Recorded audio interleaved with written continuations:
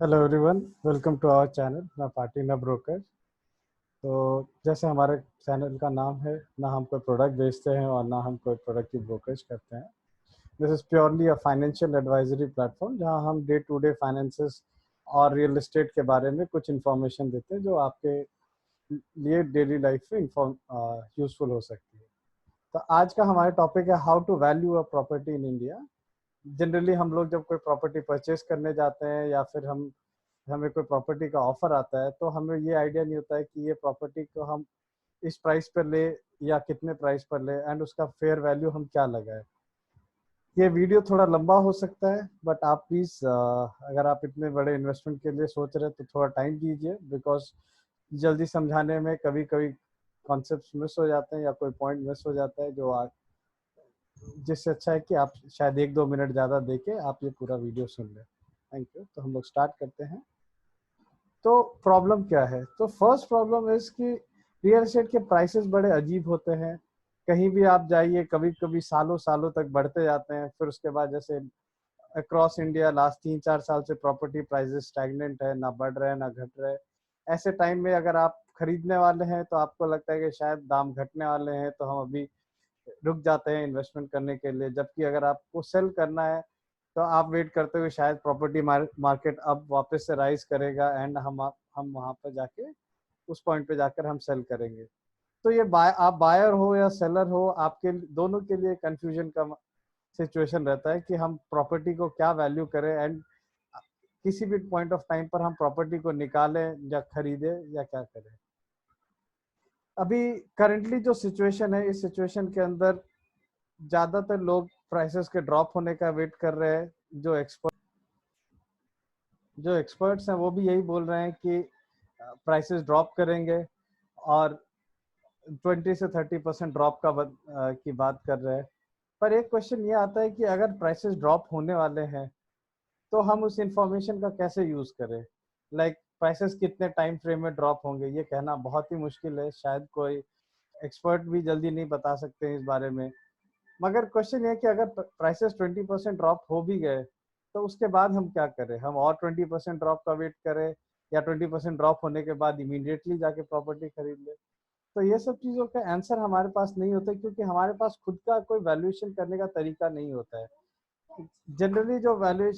Generally जो valuations होते हैं वो एक कोई उस माइक्रो मार्केट का जो लीडिंग डेवलपर होता है वो डिसाइड करता है, या फिर उस एरिया के जो प्रोमिनेंट 5-10 ब्रोकर्स होते हैं वो डिसाइड करते हैं। एंड फिर हर आदमी अपनी प्रॉपर्टी की वैल्यू उसी हिसाब से एज्यूम कर लेता है। जैसे फॉर एग्जांपल अभी आरके स्टूडियो नाम का एक प्रोजेक्ट है जो गोदरेज प्रॉपर्टीज ने स्टार्ट किया है। This is a famous project. Raj Kapoor studio है जो चेंबूर में था। तो इसे गोदरेज प्रॉपर्टीज ने अभी खरीद लिया है एंड वहां पर उन्होंने इसे लॉन्च किया है। अब गोदरेज प्रॉपर्टीज ने इसे 35 to 40% प्रीमियम पर लॉन्च किया है compare to the next compare to the projects जो वहां पर बगल में है। तो अब हमें ये समझ में नहीं आता है कि गोदरेज है, तो मैं ये नहीं बोल रहा हूँ कि गोदरेज ने सही प्राइस पे लॉन्च किया, ओवर प्राइस रखा है या अंडर प्राइस रखा है। मेरा ये कहना है कि हम कैसे जज करें कि गोदरेज की प्रॉपर्टी को 30% प्रीमियम मिलना चाहिए या 50% प्रीमियम मिलना चाहिए। हम कैसे जज करें कि गोदरेज की प्रॉपर्टी आज सही वैल्यू पे मिल रही है या नहीं मिल रही, जब दो डेवलपर्स अगल बगल में इतने रेट डिफरेंस पर बेच रहे हो। तो इसके लिए हमें क्या करना होगा? इसके लिए हमें एक वैल्यूएशन अपने हिसाब से क्रिएट करना होगा। हमें खुद से समझना होगा कि किसी प्रॉपर्टी की वैल्यूएशन क्या है एंड देन अकॉर्डिंगली हम चेक कर सकते हैं कि जो प्रॉपर्टी हमें ऑफर की जा रही है वो ओवर वैल्यूड है या अंडर वैल्यूड है। तो जैसे कि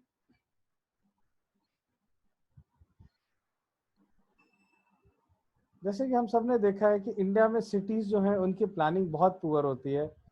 कहीं भी अगर आप जोनिंग या सोशल मैट्रिक्स जैसे किसी फैक्टर से अगर आप वैल्यूएशन करना चाहे तो बहुत प्रॉब्लम हो जाती है, बिकॉज एक स्लम के बगल में एक बहुत हाई एंड सोसाइटी होती है। तो दोनों में प्राइसेस में 3 to 4 टाइम्स 5 टाइम्स का भी फर्क हो सकता है। कभी कभी एक ही सोसाइटी के एक एंड में बहुत पीसफुल होता है एंड ग्रीनरी होती है, गार्डन व्यू होता है, वेरेज एक उस सोसाइटी के दूसरे एंड में ट्रैफिक का नॉइज होगा या लाउड स्पीकर का नॉइज होगा या फिर कोई और न्यूसेंस होगा। तो ये इन सब चीज़ों को कैप्चर कर पाना किसी भी वैल्यूएशन मेथोडोलॉजी में या किसी भी पैरामीटर में करना बहुत मुश्किल हो जाता है। हमारे यहाँ जनरली प्लानिंग ऐसी होती है कि 1-1 किलोमीटर में काफ़ी डिफरेंसेस आ जाते हैं। तो जोन वाइज या डिस्टेंस वाइज करना बहुत मुश्किल है। ये वहीं पर पॉसिबल है जहाँ पर एक जोन में एक जैसे घर हैं एंड उनका कंस्ट्रक्शन एंड वहाँ के जो लोग हैं वो एक जैसे हैं। तो इसका फिर हमें एक दूसरा सोल्यूशन है कि हम प्रॉपर्टी को एंड यूजर के हिसाब से देखें। एंड यूजर का मतलब है कि कोई पर्सन जो वहां पर 15 साल 20 साल रहने के लिए रेडी होगा, वो क्या प्राइस देना चाहेगा, हम उसके हिसाब से देखेंगे। किसी भी चीज को वैल्यू करने के हमारे पास 3 4 5 मेथड होते हैं, मल्टीपल मेथड्स होते हैं बेसिकली, मगर जो एंड यूजर प्राइस होता है that is the most stable price, because उस प्राइस पर एंड यूजर आके लेता है। कभी कोई इन्वेस्टर्स आते हैं तो वो जो प्राइस कोट करते हैं वो अपने इन्वेस्टमेंट प्राइस के हिसाब से कोट करते हैं। किसी ने कोई प्रॉपर्टी अगर 60 लाख में लिया है तो शायद वो आज 5 साल पहले 60 में लिया तो आज वो 80-90 लाख कोट करेगा। जबकि हो सकता है कोई प्रॉपर्टी किसी के पेरेंट ने 25 या 30 साल पहले सिर्फ 10 लाख में लिया हो तो वो शायद 70 लाख में भी आपको बेचने को रेडी हो जाए। तो हम उस पर्सपेक्टिव से, इन्वेस्टर के पर्सपेक्टिव से वैल्यूएशन नहीं देख सकते, हमको एंड यूजर के हिसाब से देखना होगा। अभी एंड यूजर के पर्सपेक्टिव से हम वैल्यू कैसे कैसे डिराइव करें, तो उसके लिए हमारा बेस्ट इंडिकेटर है रेंटल वैल्यूज। रेंटल वैल्यूज जो होती है वो हर एक माइक्रो मार्केट में 500,000 यूनिट्स होती हैं, और हर प्रॉपर्टी के जो रेंटल वैल्यू होती है वो लैंडलॉर्ड और टेनेंट के बीच में डिसाइड होती है। तो ये जो वैल्यू होती है वो काफी डेमोक्रेटिक होती है। इसमें किसी एक आदमी ने या एक 5-10 लोगों के ग्रुप ने प्राइस डिसाइड नहीं किया होता है। ये जो प्राइस होता है वो एक ओनर और टेनेंट जो है वो अपने बीच में डिसाइड करते हैं।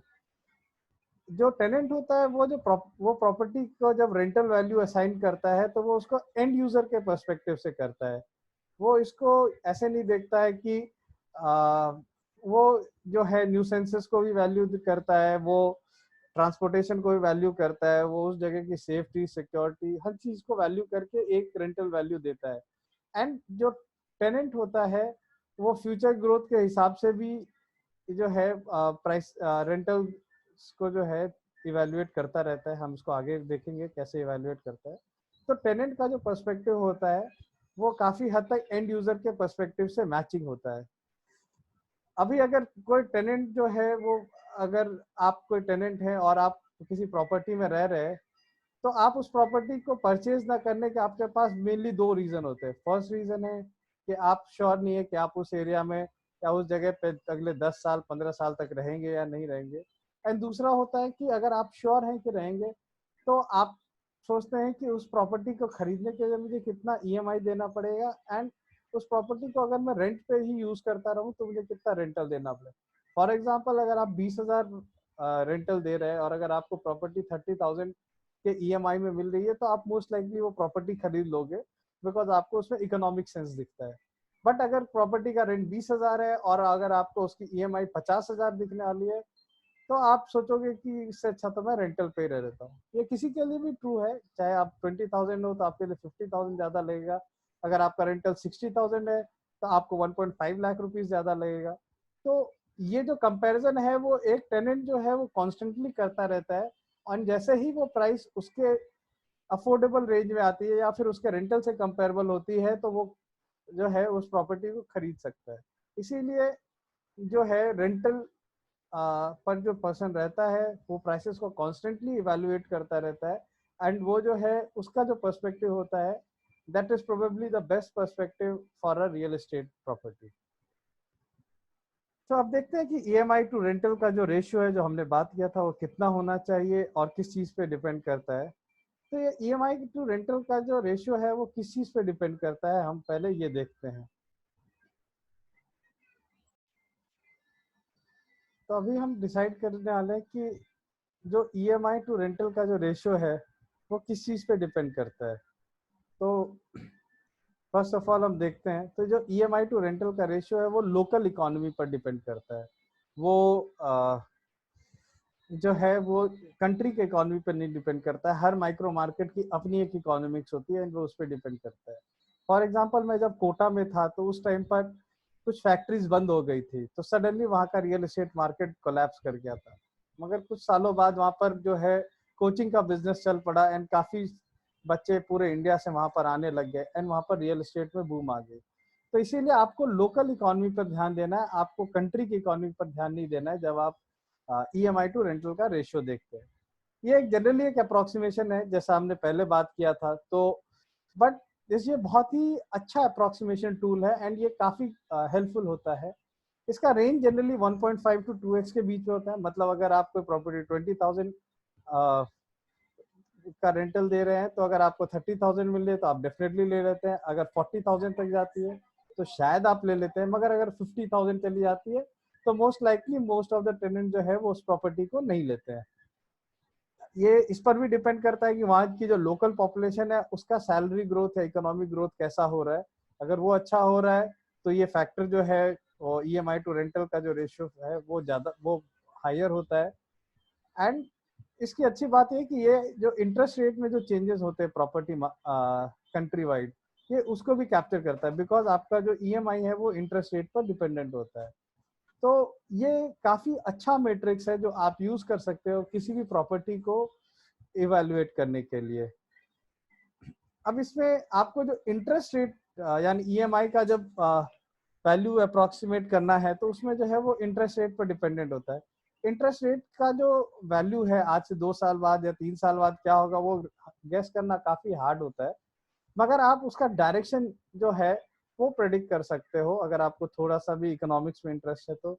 जैसे अगर कंट्री की इकोनॉमी जो है, अगर इन्फ्लेशन ज़्यादा है तो इंटरेस्ट रेट्स बढ़ने वाले होंगे। अगर कंट्री की ग्रोथ रेट कम है एंड ग्रोथ रेट हमें बढ़ाना है तो जनरली हम इंटरेस्ट रेट कम कर देते हैं ताकि कंट्री में लोग ज़्यादा लोन ले एंड ज़्यादा ग्रोथ हो, क्रेडिट ग्रोथ बढ़े। तो हमने देखा कि जैसे EMI टू रेंटल रेशियो जो है वो लोकल इकोनॉमी पे डिपेंड करती है, मगर जो इंटरेस्ट रेट है वो कंट्री की इकोनॉमी पे डिपेंड करती है। तो आपको इन दोनों को अच्छे से कंबाइन करना आना चाहिए, तब आप जो है एक बेटर एजुकेटेड गेस्ट ले पाओगे। बस एक ध्यान रखिए कि जब आप EMI टू रेंटल रेशियो देखते हैं तो वो रेंटल जो जिनमें शेयर्ड एकोमोडेशन है, मतलब 3-4 लोग मिलके एक 2 BHK में रहते हैं, तो आपको वो रेंटल्स नहीं कंसिडर करने, क्योंकि वो एंड यूजर्स नहीं होते। आपको सिर्फ वो रेंटल्स आपको वो रेंटल्स कलेक्ट करने हैं या आपको वो रेंटल्स पे ध्यान देना है जो कि फैमिली या फिर कोई जेन्युइन बायर जो रह रहा हो उस फ्लैट में, वो जो देने को वो रेंटल्स देते हैं उसको कंसिडर करना है। तब हम लोग चेक करते हैं कि इसकी अप्रोक्सीमेट वैल्यू क्या होगी एंड कैसे निकलेगी। तो हम लोग एज्यूम कर लेते हैं कि लेट्स से कि किसी प्रॉपर्टी का रेंटल 20,000 पर मंथ है एंड लेट्स एज्यूम कि कंट्री की ग्रोथ रेट जो है वो नॉर्मल है, ना बहुत ज़्यादा है ना कम है। तो ऐसे टाइम में जो है ये EMI टू रेंटल का रेशियो जनरली 1.75 के आसपास आप एज्यूम कर सकते हो। तो उस हिसाब से उस प्रॉपर्टी की वैल्यू 35,000 रुपीज होती है। तो जो अगर उस वक्त इंटरेस्ट रेट 8% है तो हम जो ये EMI कैलकुलेट करेंगे वो 20% डाउन पेमेंट और 20 ईयर लोन के लिए करेंगे। इसका रीजन है बिकॉज 20% डाउन पेमेंट के लिए बैंक, इससे नीचे का डाउन पेमेंट में जनरली बैंक आपको लोन नहीं देती है and most of the transaction जो होते हैं वो मिनिमम डाउन पेमेंट पर ही होते हैं। एंड हम लोग जनरली 20 से 25 ईयर्स का लोन लेते हैं, तो मैंने 20 ईयर्स का लोन कंसिडर किया है। अगर हम ये दोनों पैरामीटर्स पे जज करते हैं कि प्रॉपर्टी की वैल्यू कितनी होनी चाहिए ताकि हमारे 8% रेट ऑफ इंटरेस्ट पे हमारी EMI 35,000 आए, तो वैल्यू आती है 52.5 लाख रुपीज। तो ये आप देख सकते हैं, ये प्रॉपर्टी वैल्यू की समरी है, 52.5 लाख रुपीज का है। तो इसमें आपका लोन 42 लाख रुपीज होगा एंड EMI 35,000 होगा। इसके लिए मैंने एक एक्सेल शीट भी डिजाइन किया है जिसे आप मुझे मेल करके मुझसे ले सकते हो, विच इज naparty.nabroker@gmail.com। एंड आप इसे अभी जो ये वैल्यू आई है 52.5 लाख, ऑब्वियसली ये कोई पिन पॉइंटेड वैल्यू नहीं है, बट आप इस प्रॉपर्टी की वैल्यू जो है वो ±5% के आसपास एज्यूम कर सकते हो। तो इसकी वैल्यू जो है वो 50 लाख भी हो सकती है, 55 लाख भी हो सकती है। मगर कोई अगर आपको इस प्रॉपर्टी की वैल्यू जो 20,000 दे रही है, अगर आपको वो 65 लाख कोट कर रहा है तो वो डेफिनेटली आपको ओवर प्राइस कोट कर रहा है। तो आप उस डील को जो है वो इग्नोर कर सकते हो। हमने जब ये किया तो हमने देखा कि ये जो 52.5 लाख है ये ईयरली रेंटल का, यानी मंथली रेंटल 20,000 है तो ईयरली रेंटल 2.4 लाख हो गया। तो उसका 21.9 टाइम्स है। एंड अगर इंटरेस्ट रेट डिक्रीज होते हैं तो ईएमआई डिक्रीज होती है, तो जनरली प्रॉपर्टी की प्राइसेस इंक्रीज होती है। अगर इकोनॉमी इंप्रूव होती है, अगर लोकल इकोनॉमी इंप्रूव होती है, तो भी आप उस जगह की जो है रेंटल्स इंप्रूव होते हैं, तो आप प्रॉपर्टी की प्राइसेस इंक्रीज होती है। अगर रेंटल किसी और रीजन से भी इंक्रीज होती है तो भी प्रॉपर्टी प्राइसेस इंक्रीज होते हैं। तो इस तरह हम देख सकते हैं कि किसी भी प्रॉपर्टी का हम एक अप्रोक्सीमेट वैल्यू कैसे निकाल सकते हैं, एंड कैसे हम जज कर सकते हैं कि जो प्रॉपर्टी मार्केट है वो ओवर वैल्यूड है या अंडर वैल्यूड है, या हमें अगर किसी को ऑफर देना है तो हम किस रेंज में एक ऑफर दे सकते हैं। इससे आगे प्रॉपर्टी का जो वेरिएशन है उसको हम लोग नेक्स्ट नेक्स्ट पार्ट में जो है हम लोग उसको देखेंगे। बट होपफुली यहाँ तक आके आपको प्रॉपर्टी वैल्यूएशन का आइडिया लग गया होगा। तो इसके आगे का जो पार्ट है हम लोग इसको नेक्स्ट वीडियो में कवर करेंगे।